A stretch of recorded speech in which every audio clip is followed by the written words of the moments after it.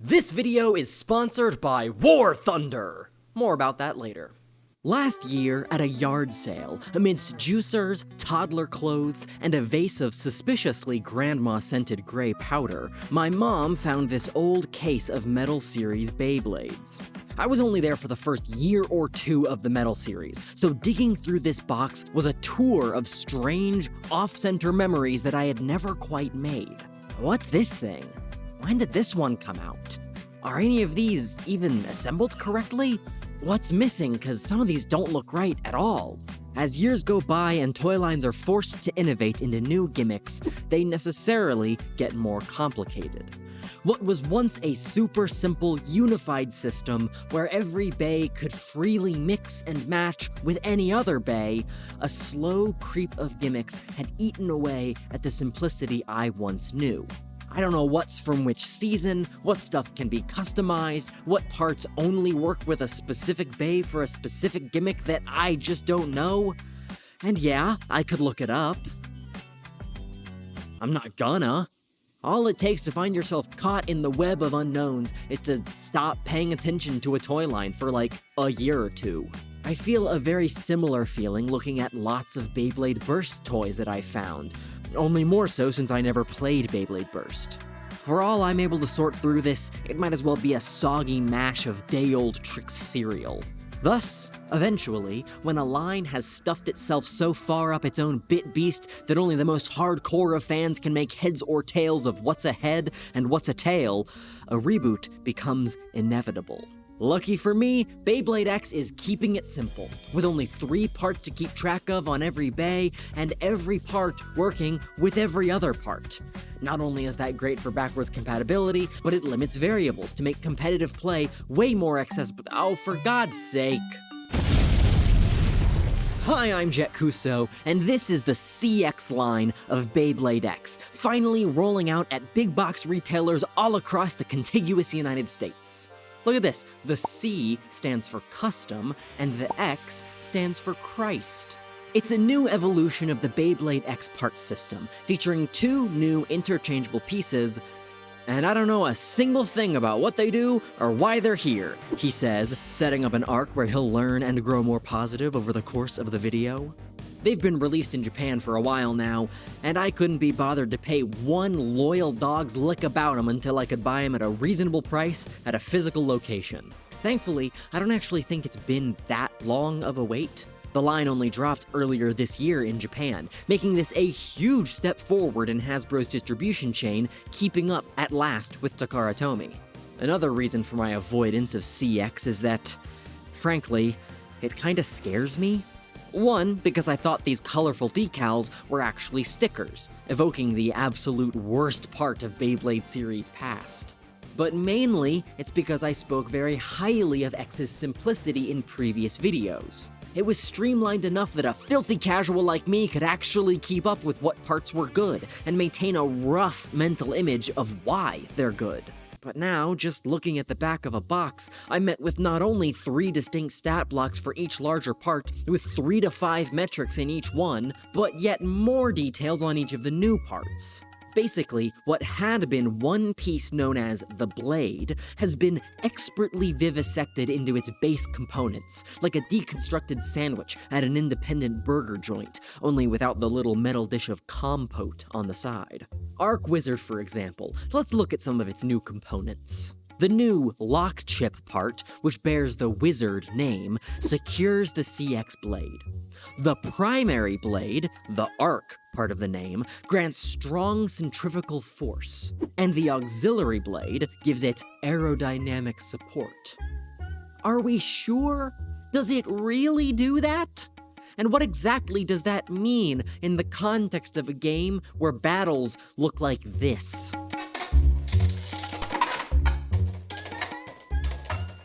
I never know quite what to make of these box stats. I'm glad they're there, I like the flavor, and it at least sort of points at what they're supposed to do, but I'm probably overreacting. When I saw these online with all the new parts, I just found it overwhelming, so I've waited to get a handle on them physically, in my own hands, before making any judgments. So, let's take a closer look at these first 4 CX bays, what they claim to do, what they actually do, and whether there's any point to these extra parts apart from partial aesthetics. Defense types, stamina types, attack types. Although these apply to Beyblades, they could also conceivably apply in some way to military vehicles. War Thunder is the most detailed, most elaborate, most comprehensive vehicle combat game in existence today, I'm told. We're talking planes, we're talking ships, we're talking tanks, we're talking different planes. It's all there. Over 2,500 vehicles from all across history, not simply reskinned and set loose, but modeled in detail with every significant component of the real machines. Engines, fuel tanks, armor, treads, gears, the heads and bodies of human beings.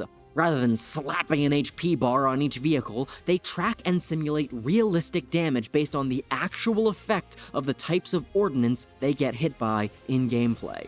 And this is my absolute favorite feature. It'll even show you an X-ray view of the tank you just blew up, exactly where it got hit and why that blew it up. Reminds me of the digital recreations that I'd see on the History Channel. It's educational in that way, both in terms of engineering and also, gosh, looking at this should make anyone agree that war is tragic and horrible and that no one should do it in real life. That's the obvious conclusion, right? Right? Well, anyway, point is, nothing gets more immersive than this, short of actually doing it. And since you shouldn't do that, just play the game! It's free! With realistic graphics, authentic sound effects, and a third thing. War Thunder places you right smack in the heart of the dab of the action, at the helm of the most powerful machines ever created. Even in full sim mode, it's playable comfortably on PC and console without any specialized hardware, and now there's even a mobile version on iOS and Android so you can play on the bus or on the train. The War Train! And with game modes ranging from casual arcade to realistic simulation, there is nothing to stop anyone from giving it a try and having the time of your life. Join a worldwide community of over 95 million players in War Thunder's endless, high-octane PvP battles today. There is simply no game like this one if you're a fan of military history and also want to do pretend military history actively. War Thunder is available for free on PC, PlayStation, Xbox, and mobile by clicking the links in the pinned comment or the description below. New and returning players, with less than 6 months of playtime on PC and console, will get a big chunker of a bonus pack by following those links, with premium vehicles and an exclusive vehicle decorator available for a limited time only. Click the links below and play War Thunder for free! Starting with Courage Dran S660V, an attack type bay. It's obvious what the X auxiliary blade is supposed to do without ever looking at the package. Any Beyblade part with spikes on it is meant to increase attack power by creating more catch points or contact points or attack points to hit the opposing bay as it spins. The S part, I imagine, could be swapped onto a primary blade that's more rounded, like Ark, and up its attack power very gently without reducing its stamina significantly. But given it's just made out of plastic, I doubt that's very effective in practice. I am very smart. The box says it's to give the bay a lower center of gravity. What? So it does. Indeed, though it's always hard to test the specific impact of any component given the random elements of the game, if the attack points of a blade are closer to the ground, it's more likely to have a good chance at hitting the ratchet and causing a burst. I think that's how it works. People have said that to me. Now, given that Courage is the blade with the most prominent attack points already, there isn't really a reason to swap its auxiliary blade to any of the other three, except the general balancing qualities of a lower center of gravity. So, there's one reason to swap it then, I guess. Also, these aren't stickers. Thank God. They're printed decals. Yippee! Next up, Dark Perseus B680W, a defense-type bay, the tanks of the Beyblade world, in theory.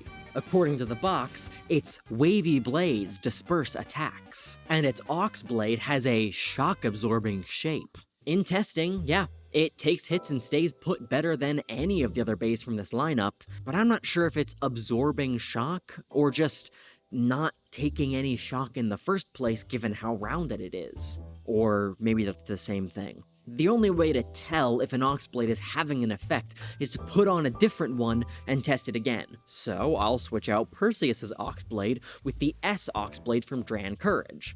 Let me just twist,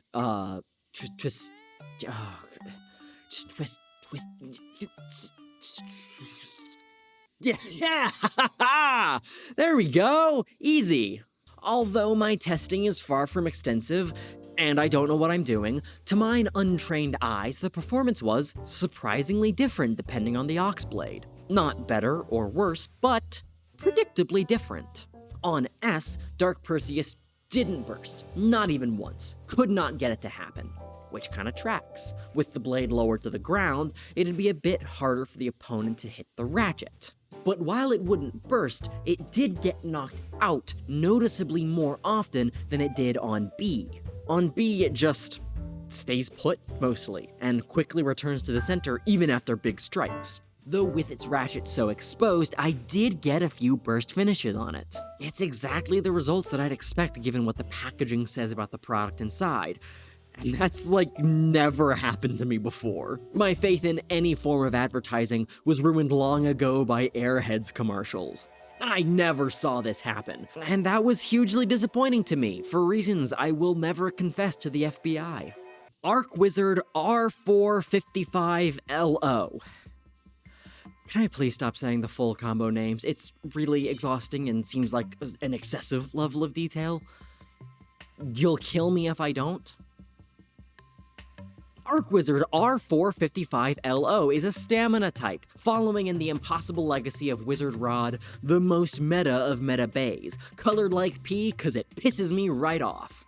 It was just too heavy, and had such an outside distributed weight balance that it's dominated every tournament everywhere. Thankfully, in Beyblade X, even the most stamina-focused bay can still have interesting action-packed matches, in spite of my dislike of stamina types as a meta thing. But it does still put fear into my soul that power will inevitably creep, and stamina types will only get stronger till matches lose any semblance of action. Such is the constant risk in a game where boring may always be a safer bet. I have no clue how to test for aerodynamic support, but I can sure as hell check whether Ark Wizard or any of the CX bays have been power creeped by the new product must be stronger pipeline. In short, no. To which you might ask, why bother buying these new Beyblades if they aren't inherently more powerful? Some would say greater customizability leads to heightened strategic variety, and that's a greater strength than simple out-of-the-package power. I would say you should simply never buy any product. Ark Wizard certainly has some interesting new parts aside from the blade and ox blade, like the 455 ratchet, the lowest ratchet of any so far, with a new to me simplified internal mechanism to facilitate it. It lacks the little clicky tab that interacts with the burst resistance ring thingy on the bits, so it basically has the same low burst resistance no matter what bit you use. And indeed, it can be burst. A lot. It's really easy to burst. But maybe that's a decent trade-off for being so low to the ground. I even got a burst against Courage Dran because it's so low.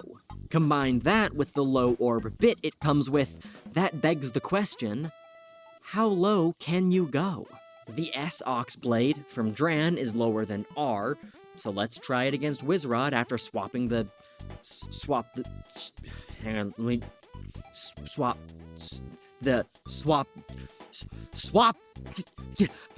Okay, there. The extra lowness certainly didn't cause Wizard Ark to win any more often as far as I could tell, because there just aren't any benefits to being a short king if you don't have any attack points to utilize when you're aiming for a burst finish. Dranbuster remains one of the best counters to Wizard Rod because it can get burst finishes so effectively. That said, wizard battles between the wizard bays were mainly decided by which bay gets off balance first. And when it wasn't using the R Oxblade, it seemed to get off balance a lot easier. Maybe there's something to the whole aerodynamic support idea for balance? Or maybe it's just the lack of angles that gives it less air resistance and thus more stamina. Beats me! Lastly, we have our balance type, Reaper Incendio. T. 470. K. A little bit of attackiness, plus rapid smashing strikes. A little bit of defensiness with the high burst resistance kick bit, and the turn Oxblade, which enhances stamina or attack. Or? That's confusing, right? Those seem like very different things to one another. What makes it an or and not an and?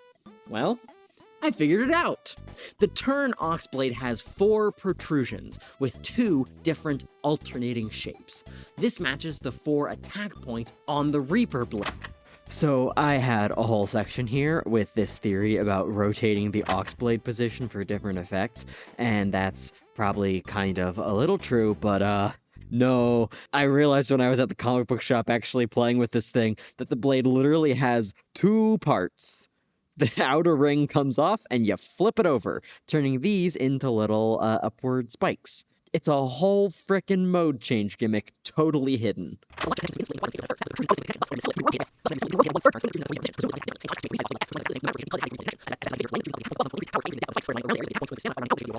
With hours and hours of testing, tracking the results of each configuration, you could confirm or deny whether or not this mode switching is actually useful. I didn't do that. So, yes, it's a lot more than aesthetics. This initial wave of bays is actually very well designed to demonstrate the functionality of the CX system. And honestly, it hasn't been that hard for me to wrap my head around. I guess at the start of the video, I was worried about nothing. Obviously, the lock chips are all exactly the same, but presumably they could do something with them in the future. Regardless, there's something to be said for personalization, getting to use your favorite little beast irregardless of what the underlying combo is. If they'd make a frickin' Wizard Ark that wasn't the exact color of asparagus piss, I'd probably put it on whatever combo of mine I am enjoying the best at any given moment. The trade-off is, the greater performance customization of CX Blades makes it a bit more likely that a good combo will have a garbage color scheme, just cause a good Oxblade hasn't yet come out in a color that matches the rest of your loadout. Bay's looking like Metamorpho the Element Man. All of that being said, I personally don't want to deal with any more components than this. This is a good number of parts for me, just the same as the early Metal series. But with the early Metal series, 2 of the parts were purely aesthetic rather than only 1. I think it's a good balance. And if it must always balloon out from here, with more and more gimmicks as time goes on, I'm glad Tommy's gimmicks of choice are vertical complexity rather than a horizontal broadening, with more and more random products till the original focus is lost under the flood. If backwards compatibility is maintained and the core gameplay stays good, maybe it's okay.